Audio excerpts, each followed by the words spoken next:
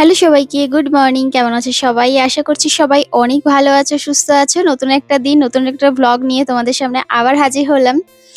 আর এই তো দেখো এই ঘরে চলে এসেছি। আর না সকালের বেশ কিছু কাজকর্ম প্রতিদিন যেরকম কিছু, কিছু করে তারপরে তোমাদের সাথে ভ্লগটা নিয়ে হাজির হই। তো আজকের দিনটাও সেরকম। কিন্তু আজকে আমার একটু ব্যস্ততার মধ্যে রয়েছি। প্রথমত আজকে মা বাড়িতে নেই, আমার শাশুড়ি মা। তো শাশুড়ি মা ঘুরতে গেছে সেই কালনার দিকে। কোথায় ১০৮ শিব মন্দির আছে না? তোমরা জানবে হয়তো, আমি কখনো যাইনি, আমি জানি না। তো ওখানেই গেছে আমার এক মাসি শাশুড়ি আছে ওনাদের সাথে। তো মানে মায়ের বোন আরকি। তো যাই হোক ভালোই হয়েছে। কারণ এই বয়সে তো ঘোরার বয়স, তাই না বলো? এরপরে কি আর পারবে ঘুরতে? তো ওইজন্য মা যখন যেখানে বলে যে যাবো ঘুরতে, আমি বলি যাও চলে যাও। কোনো বাধা নেই, কিছু নেই। তোমার যেখানে ইচ্ছা সেখানেই চলে যাও। তো মা সকালবেলা বাড়ি থেকে বেরিয়ে গেছে। আজকে পুরো বাড়ি আমার মানে একা সামলাতে হবে। মানে বলতে পারো পুরো একদম একা।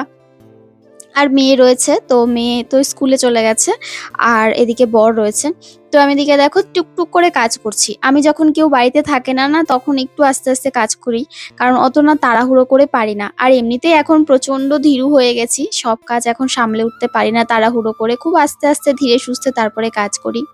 তো এখন খাবো একটু চা, ঘরদোরগুলো ঝাড় দিয়ে নিয়েছি। আর ঝাড় দিয়ে নিয়ে তারপরে ভাবলাম যে না, ১ কাপ চা খেয়ে নিই। চা খেয়ে তারপরে দিনটা শুরু করব। দিনটা শুরু হতেও সকালেই হয়েছে, তবে কাজবাজ শুরু করব। কারণ অনেক কাজ রয়েছে। তারপরে স্যার আজ কল করে বলল যে তাড়াতাড়ি পড়াতে আসবে। এদিকে আমার বিকেলে রয়েছে একটা মেকআপের কাজ। আমাদের পাড়ায়ই একটা ভাই হবে সম্পর্কে, মানে আমার বরের বন্ধু। তো পাড়ার দিক থেকে দেখতে গেলে এক কাকার ছেলে। তো ওর বিয়ে। তো ওর বিয়েতে আর কি এক বোন সাজবে। তো তো আমাকে বলে গেছিল দিদি, মানে ওনার মাই বলে গেছিল যে সাজিয়ে দেওয়ার জন্য। প্রথমত দেখো আমি সত্যি কথা বলতে সময় হয়ে ওঠে না, যেহেতু ওই জন্য মেকআপের কাজ তো পুরো মোটামুটি ছেড়েই দিয়েছি, পুরোপুরি বলতে পারো। তারপর আমাকে এসে এতবার করে বলল যে ও তোমার কাছেই সাজবে, তোমার ভিডিও দেখেছে। তো একদম আমার পাশেই, মানে একদম আমাদের পাড়ার রাস্তায় মোড়ে। তো তারপর এতবার করে বলল না, আমি না করতে পারি না। আমি বললাম আচ্ছা ঠিক আছে। তো ওই জন্য বিকেলবেলা আসবে, রিসেপশন আর তোমার বিয়ের দিন দুদিনই সাজবে। তো আমি তো হ্যাঁ বলেছি, কিন্তু আবার কতদূর কি করে উঠতে পারবো কাজবাজ সামলে জানি না। দেখা যাক, ও আমার বাড়িতেই আসবে, ওই জন্য খুব একটা টেনশন না হলেও মোটামুটি কম টেনশনও হচ্ছে না।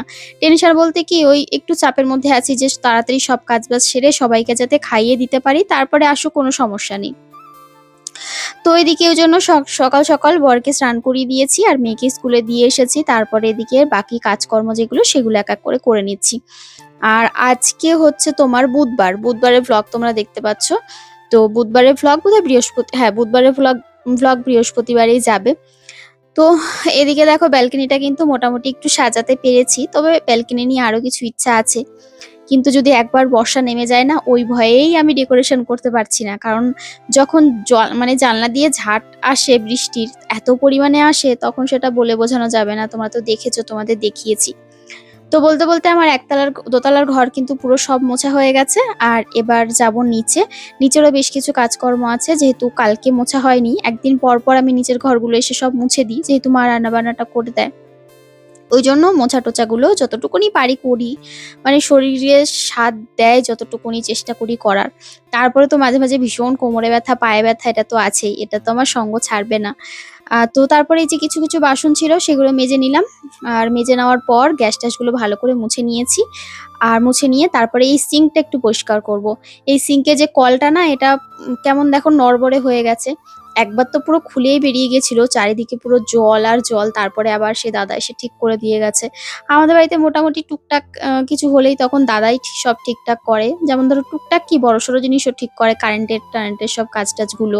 হ্যাঁ, তারপরেই জল টল যে কোনো কিছু সমস্যার জন্য দেখো আমাদের তো পেছনে করে দেওয়ার মতো আর কেউ নেই যে তাকে ডাকবো। তো দাদাকেই ডাকতে হয়, তো দাদা এসেই কিন্তু করে দেয়। কোনো কিছু ফ্যান ট্যান কিছু খারাপ হয়ে গেলে বা ইলেকট্রিক কিছু সমস্যা হলে, তো দাদা যেহেতু এই সমস্ত কাজগুলো জানে, তো ওই জন্যই আর কি করে দেয়। তো এই যেমন লাইটগুলো, এই মাঝখানে প্রত্যেকটা লাইট মানে মোটামুটি বাড়ির বেশিরভাগ লাইটই কেটে গেছিল। সব কটা লাইট চেঞ্জ করতে হয়েছে, তো সব কিন্তু দাদা এসে তারপরে চেঞ্জ করে দিয়ে গেছে। আর এই কলটা ঠিক করে দিয়েছিল আবার, তারপরে এই কলটা আবার নড়বড় করছে। মানে উঁচু করে রাখলেই জল পড়ে জোরে জোরে। একটা ফাটল মতো ধরে গেছে, লুজ হয়ে গেছে আর কি ওখান থেকে। আর এই পাশটা দেখো কি ঘিঞ্জি হয়ে গেছে, সাইকেল টাইকেল রেখে তারপরে সে জামা কাপড় পুরো একাকার অবস্থা। তো ভাবলাম না, যতটুকুনি পারি গুছিয়ে দিয়ে যাই। দেখো পুরোপুরি তো একেবারে পরিষ্কার করে দেওয়া একদিনের পক্ষে সম্ভব নয়। তো আমি যখন আসি চেষ্টা করি কোনা কাছারিতে যেটুকুনি যা বাইরে আর কি আমার আয়ত্তের মধ্যে আছে সেগুলো ক্লিন করে পরিষ্কার করে দিয়ে যাওয়ার। তো দেখলাম মায়ের এই যে ভিজা নাইটি টাইটিগুলো সব এখানে মেলেছিল শুকিয়ে দেওয়ার জন্য, শুকিয়ে গেছে। তো আমি এই জন্য মেলে দিচ্ছি, মানে এগুলোকে ভাঁজ করে রাখছি। আর এই জানলার যে ধারটা, ওই ধারটা একটু নোংরা হয়েছে, তো একটা কাপড় দিয়ে ওই একটুখানি মুছে নিচ্ছি। ধুলো পড়েছে একটু একটু, তো ধুলোগুলো ভালো করে ঝেড়ে নিলাম। আর জামা কাপড় নাইটি টাইটিগুলো ভাঁজ করে রাখলাম ওই সাইডের দিকে। আর এবার হচ্ছে দেখো আমার মেয়ে দুষ্টুমি করছিল কি একটা, ওকে দিলাম একটা বকা। তো যাই হোক, ওকে বললাম তুই ওপরে চলে যা, কারণ বাড়িতে কেউ নেই, তো ওই জন্য বাবার কাছেই থাকে বেশিরভাগ সময়, ওপরে পড়াশোনা করে, ওখানে টিভি টিভি দেখে। আর আমার কাজের সময় না পেছন পেছন ঘুরলে না আমার বড্ড মাথা গরম হয়ে যায়, বেশিরভাগই মানে বকা টকা দিই। তো তারপরে ও চলে গেল ওর কাজে, আর এইদিকে আমি আমার কাজকর্ম করছি। তো মায়ের ভাবলাম ড্রেসিং টেবিলটা একটু গুছিয়ে দিই, তারপরে ভাবলাম যে না, কিছুক্ষণ দাঁড়িয়ে ভাবলাম যে না, আজকে যদি এই কাজের মধ্যে যদি আবার এই ড্রেসিং টেবিল গোছাতে বসি না, তাহলে আমার আরো বেশি শরীর খারাপ হয়ে যাবে। তারপরে বিকেলের মধ্যে আমি সব কাজ সেরে উঠতে পারবো না।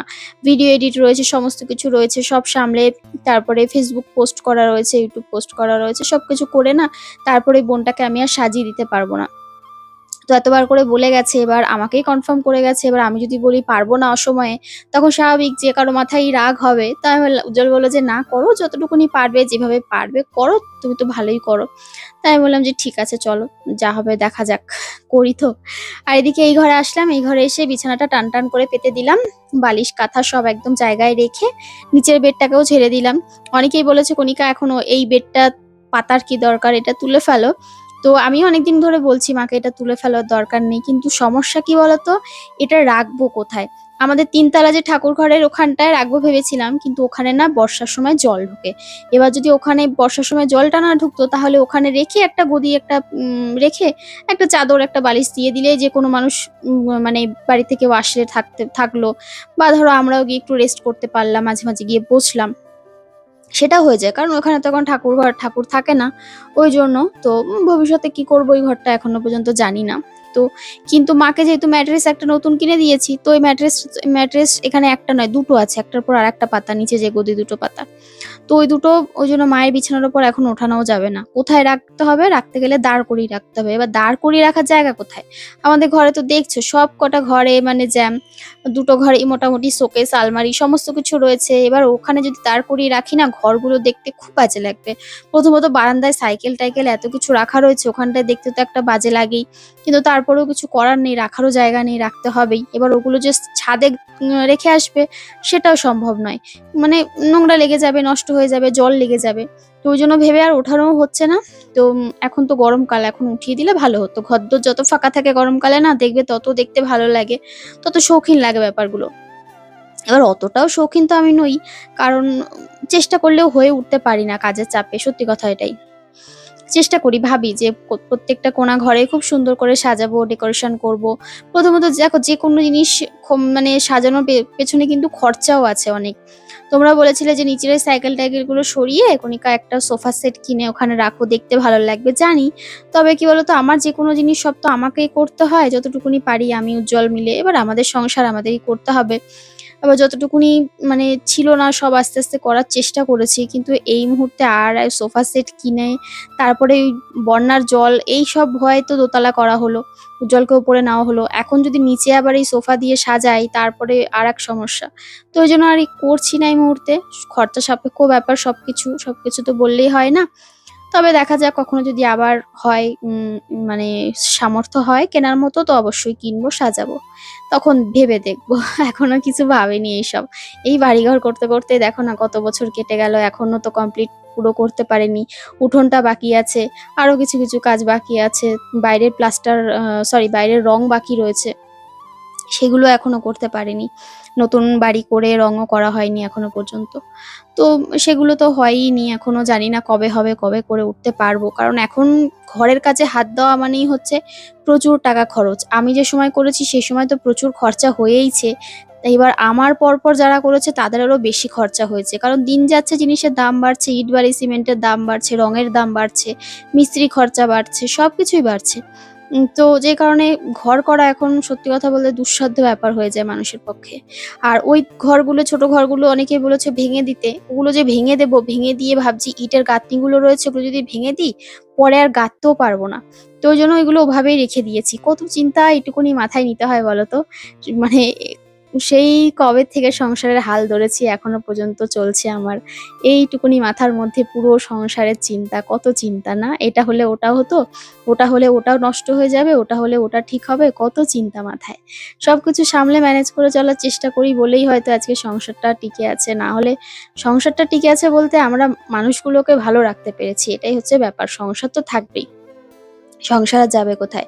কিন্তু একটু স্বাচ্ছন্দ্যে থাকা, একটু নিজেদের মতো করে ম্যানেজ করে মানিয়ে গুছিয়ে চলা, এটার মধ্যেও কিন্তু একটা অন্যরকম ব্যাপার রয়েছে। কমের মধ্যেও যে সুখে থাকা যায় সেটা কিন্তু সবাই বোঝে না। তো এই তো জামাকাপড়গুলো সব মেলা হয়ে গেছে। এবার মেয়েকেও স্নান করিয়ে দিয়েছি। মাথা-টাথা মুছিয়ে মুখে ক্রিম মাখিয়ে দিয়েছি। আর দেখো চোখের তলায় কালি পড়ে গেছে, চোখগুলো বসে গেছে। পরীক্ষার প্রেশার বাচ্চাটার। তো ওইদিকে পরীক্ষা প্রায় শেষের পথে। এই তো আবার ক্লাস 3 তে উঠবে। এখন তো ক্লাস 2 এর ওদের ফাইনাল এক্সাম চলছে। ক্লাস 3 হবে কদিন পর। এখন পড়ার প্রেশারটা অতটাও নেই। মোটামুটি অল্পই আছে। কারণ মোটামুটি সবই এগিয়ে রেখেছে যতটুকুনি সম্ভব। আর এখন শেষ বেলায় অত চাপ দিচ্ছি না আর। আর এনাকে দেখো। দেখেছো? সকাল থেকে আদর করিনি বলে আমার উপর রাগ করে বসে রয়েছে। চলো এবার স্নান হয়ে গেছে। এবার ঠাকুর পুজো কমপ্লিট করছি। পুজো কমপ্লিট করে তারপরে কিন্তু ওদেরকে তাড়াতাড়ি করে খেতে দিয়ে দেবো। আর তারপরে আমিও খেয়ে নেবো। কারণ মেয়েকে আগে পেস্তাকে দেবো, তারপরে উজ্জ্বলকে মেয়েকে একসাথে খাইয়ে দেবো আর আমিও খেয়ে নেবো। আর ওদের সাথেই আমি খেয়ে নেবো। কারণ পরের জন্য আর আজকে রেখে দেবো না। তারপরে একেবারে নিচে গিয়ে বা যাই হোক থালা বাসন সব মেজে টেজে নিচের ঘরে যাব। নিচের ঘরে বাইরে কিছু জামা কাপড় আছে ওগুলো এনে গুছিয়ে গাছিয়ে রেখে মায়ের নাইটি টাইটি রয়েছে বাইরে। ততক্ষণে আর কি ওই বোনটা চলে আসবে। তো তারপরে ওকে সাজাতে বসবো। তো ও এসেছিল তখন বাজে 4টের পর এসেছিল, 4:30 মতো বাজে। তার মধ্যে তো বাড়িতে মানে মোটামুটি 2-3 বার পার্সেল এসেছে, সেগুলোকেও নিতে হচ্ছে, রিসিভ করতে হচ্ছে। এবার আমার না শুধু সারাদিন আজকে ওপর নিচ করতে করতেই কোমর ব্যথা হয়ে গেছে। তো পরে আর সাজাতে গিয়ে এত কষ্ট হয়েছে আমি দাঁড়াতেই পারছিলাম না। তো এই দেখো ওই কিন্তু এরকম একটা শাড়ি পরেছে, জিমিচু শাড়ি নেটের ওপর। তো শাড়ি ড্রাপিংটাকে করে দিয়েছি, হেয়ার স্টাইল করেছি আর মেকআপ করেছি। এই আর কি সবটাই আর কি করেছি। তো হেয়ারটা প্রথমে বলেছিলাম ওপেন হেয়ার, তারপরে ফুল পাচ্ছিলাম না ভালো, তো তারপরে ওই পাচ্ছিল না আর কি, ও যাকে পাঠিয়েছিল। তারপরে আমি বললাম তুমি এরকম তাহলে একটা বান টাইপের করে নাও, মানে সরি খোপা টাইপের করে নাও, তাহলে দেখতে ভালো লাগবে। তো ওই খোপা টাইপের করে বললাম যে এরকম ফুল নিয়ে আসো, জুঁই ফুল আনতে বলেছিলাম। জুঁই ফুল পাইনি, জুঁই ফুলের মতোই একটা সিমিলার দেখতে একটা ফুল এনেছে। তো ওটা দিয়েই খোপাটা করে দিলাম, একদম সিম্পল লুক। বলেছে দিদি সিম্পলের মধ্যে তুমি তোমার মতো করে দাও, তো এইভাবেই করে দিয়েছি। তো চলো এবার তারপরে রাত্রেবেলা মা এসেছে। আর মা এসেছে বলতে মা এখনো আসেনি, আসবে। মাকে কল করলাম। সারাদিনে তো 3-4 বার করেইছি, কোথায় আছো, কি খাচ্ছ, কি করছো। তো এগুলো তো চলতেই থাকে, আসলে টেনশন হয় স্বাভাবিক। যতই যার সাথেই যাক না কেন, যেভাবেই যাক না কেন, নিজের মানুষ একা মানে বাইরে গেলে তখন একটা টেনশন আলাদাই হয়। আমি গেলেও ফোন করে মা কোথায় আছো, কখন আসবে, কোয়েলের সাথে যাই বা দিদিদের সাথে যাই বা যার সাথেই যাই না কেন, সবার একটা টেনশন আলাদা থাকে। তো মা আসবে, তারপরে ওই জন্য মায়ের আর আমার জন্য রুটি করলাম আর ওদের জন্য ভাত আছে। তো চলো আজকের মতো ব্লগটা এখানে এন্ড করলাম। কেমন লাগলো জানি।